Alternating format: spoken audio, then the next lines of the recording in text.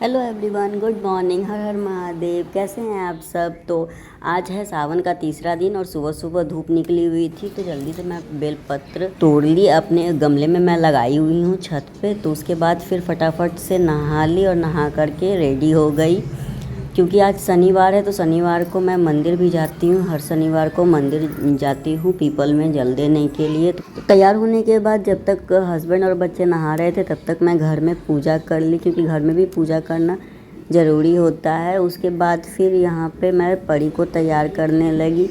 परी नहा करके आई तो खुद से कपड़े पहन करके तैयार हो गई थी। उसके बाद मैं बाल बना दी इसका, क्योंकि अभी इसको बाल में कंघी करने नहीं आता है। उसके बाद फिर आई बारी बाबू की। इसको बटन भी लगाने नहीं आता है, फीता बांधने आता है, तो सब कुछ मैं कर दी। उसके बाद फिर यहाँ बारी आई बाबू की। दोनों खेल रहा था तो मैं बाबू का भी कंघी कर दी, क्योंकि इसके बाल गीले थे। और देखिए कितना खुश था। और फिर सब लोग रेडी होकर के निकल गए। ओ हीरो, रुको, इधर देखो, पापा आए, पापा पापा। तो ये रेडी होने के बाद सबसे पहले बाहर ही निकल जाता है। कोई निकले या ना निकले, ये सबसे पहले बाहर निकलता है। उसके बाद फिर उसको मैं रोक रही थी कि नहीं पापा आएंगे तब जाएंगे, देखो पापा आ रहे हैं। फिर हम लोग मंदिर पहुंच गए और मंदिर पहुंचने के बाद यहाँ पर पीपल के पास आ गए जल ढालने के लिए। तब तक हस्बैंड दिया जला रहे थे और बच्चे खेल रहे थे अपना। उसके बाद फिर हम लोग पहले पीपल में जल दिए और फिर पहुंच गए महादेव के पास।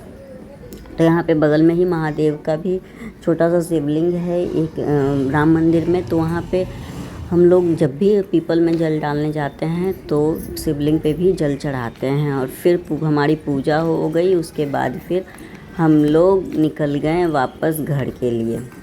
उसके बाद फिर ये देखिए, इसको गोदी चढ़ना था, इसलिए ये ठीक से हाथ नहीं पकड़ रहा था और ना ही सही से चल रहा था। पूरा मुंह बनाए हुए था कि नहीं मुझे पहले गोदी ही ले लो।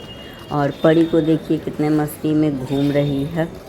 उसके बाद फिर हम लोग राम मंदिर से निकले तो फिर घर पहुँचे। और घर पहुँचने के बाद मेरा नाश्ता लगभग रेडी था, मतलब तैयारी कर दी थी कि आऊँगी और बनाऊँगी और बस खाऊँगी। तो फटाफट से मैं सबसे पहले किचन में ही आ गई और अपना नाश्ता बनाने लगी। इसको शायद उत्तपम बोलते हैं, मुझे पता नहीं। मैं सूजी का पराठा और हेल्दी पराठा बोलकर बच्चों को खिलाती हूँ, क्योंकि इसमें प्याज, टमाटर, शिमला मिर्च, बहुत तरह की सब्जियां डाली हुई रहती हैं, तो हेल्दी भी होता है बच्चों के लिए।